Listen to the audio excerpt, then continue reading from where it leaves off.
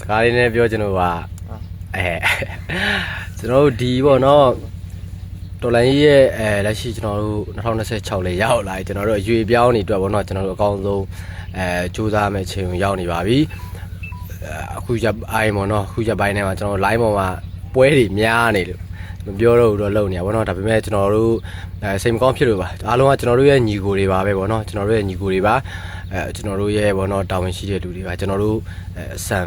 ထားတဲ့ပေါ့နော်ကျွန်တော်တို့ရဲ့ညီကိုတွေဖြစ်ပါတယ်ကျွန်တော်တို့တော်လိုင်းပြီးမှကျင်တယ်လို့ဆိုရင်ရှင်းကြမယ်လေဗျာကျွန်တော်တို့အကောင်းဆုံးကြိုးစားမယ်စီစီလုံးနဲ့အောင်ပွဲတွေရအောင်ကျွန်တော်တို့သွားမယ်ဒီကကျွန်တော်တို့ချင်းချင်းအဆင်မပြေမှုတွေရှိနေပြီဆိုလို့ရှင်ရှမ်းသူပျော်တာမပျော်တာဆိုတော့ကျွန်တော်တို့ပြည်သူတွေစိတ်ဆင်းရပါတယ်ပြည်သူတွေမဟုတ်ပါဘူးကျွန်တော်တို့တော်လိုင်းတက်ချင်းချင်းတော့မှပဲဘယ်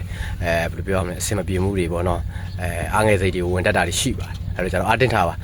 စိတ်ကြမကြပါနဲ့ဒါကကျွန်တော်တို့ကပေါ့နော်မိဖက်ပရိပခါတွေဖြစ်ပါတယ်အကောင်းဆုံးကျွန်တော်တို့ဆင်ပြေပါသည်အကောင်းဆုံးတူတူကြိုးစားကြမယ်ညီကိုတွေအားလုံးကျွန်တော်တို့ဖြည့်ရှင်းလို့ရတဲ့အရာကိုမြေပြင်မှာပဲဖြည့်ရှင်းကြပါလိုက်ပေါ်မှာပြည်သူတွေစိတ်ကြပါတကယ်တော့ဘာမှမဟုတ်ပါဘူးမပါလေးပါညီကိုတွေပြန်ဆုံမယ်တောင်ပိုင်းမှာလည်းပြန်ဆုံမယ်မြောက်ပိုင်းမှာလည်းပြန်ဆုံမယ်ဘယ်နေရာမဆိုအကုန်လုံးပြန်ဆုံကြမယ်အတင်းထားပါ